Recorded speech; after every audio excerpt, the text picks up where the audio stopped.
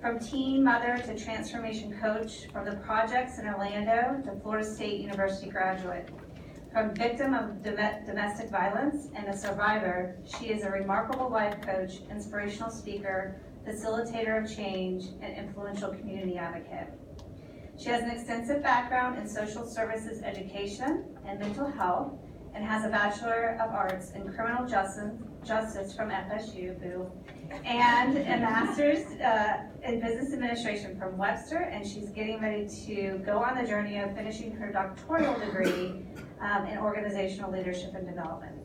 She has an incredible story, and I'm excited that she's here today, and a lot of times in the exchange we focus on adversity and mental health, and never really talked about domestic violence, but I think it's time. So, Alyssa, they're all yours. You have them for a little under an hour because we're about 5 minutes in. So, okay, so you have until, what time is it? Till 3, you have until 4 o'clock.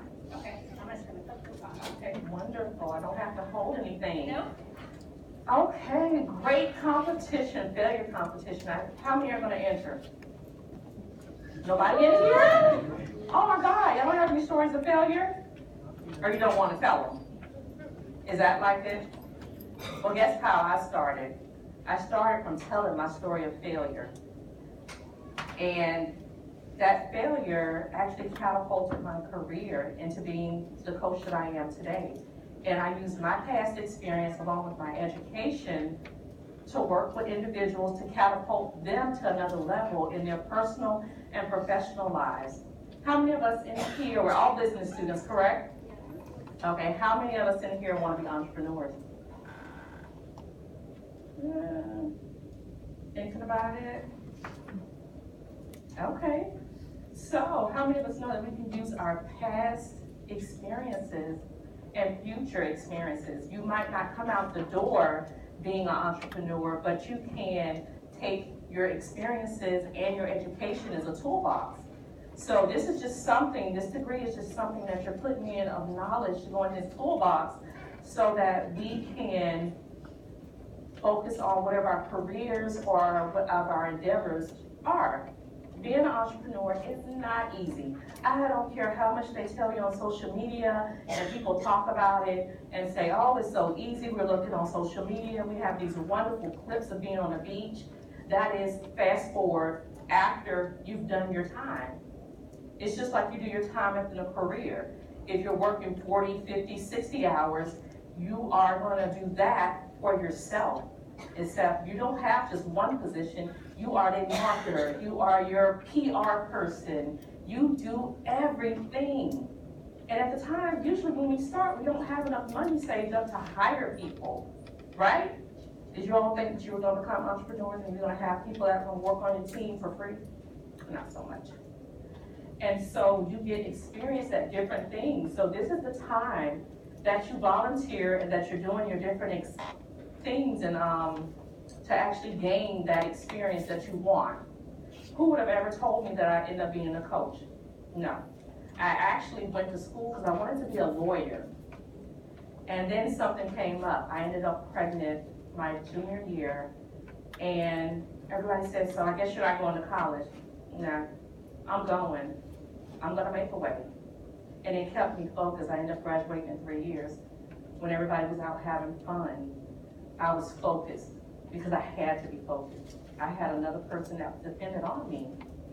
And so after that point, I ended up getting married later on a few years ago. My 10 years of my marriage were entire marriage of domestic violence. And I didn't quite think I was in domestic violence because there wasn't anything physical happening, but there was the put downs. But during this period of time that I was in this relationship, I was an actual UCF social worker. I was going to people's houses, knocking on their doors and saying, guess what? I'm here because I got this report that you and your husband were fighting. What a hypocrite, right? I went into people's houses, and I always say, y'all ain't got nothing on me, because I went into houses and I fixed lives. I helped them put together their lives so these children could go back in a safe environment. And so the decisions I made when I knocked on their door and before I left, it was the call of, should I let these children stay in this house or should I let them leave? And remembering that when you're taking children out of the house, you're taking them out the only thing, no matter how bad it is, that they've ever known. You know, how many of us, you know, might not have the best childhood, but we love our parents. It's all we know. So my goal as an investigator beginning before I became a social worker was to go in here, have empathy, and understand that it could easily be me on the other side. And so I treated everybody with respect in my career. Was it stressful? It was stressful. I was out during the hurricanes, dropping across paralyzed, checking on other people's family. In the meantime, my family was falling apart. At this time, I'm a mother of 4. I was going on my 2nd child. That's when I transitioned to being a social worker. And so I was walking families through, and I'm young. I'm in my early 20s. And I'm knocking on doors, and I'm working with families, mothers and dads that are in their 40s. And they're looking at me like, why should I listen to you? Do you have kids? Can you tell me anything about it? Yeah, I do. Most of us won't be able to say that. But can we treat other families or people that we interact with respect that we want to be treated with? And so back in my life, I ended up, you know, being a supervisor. Later on, I ended up being laid off.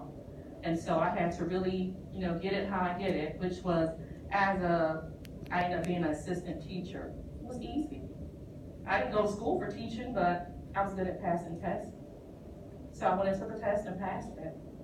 So I was teaching, educating families.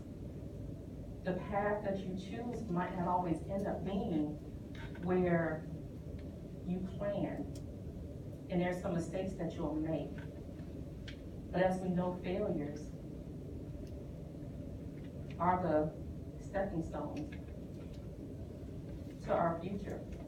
You don't fail. Successful people fail. They fail way more than people that aren't successful.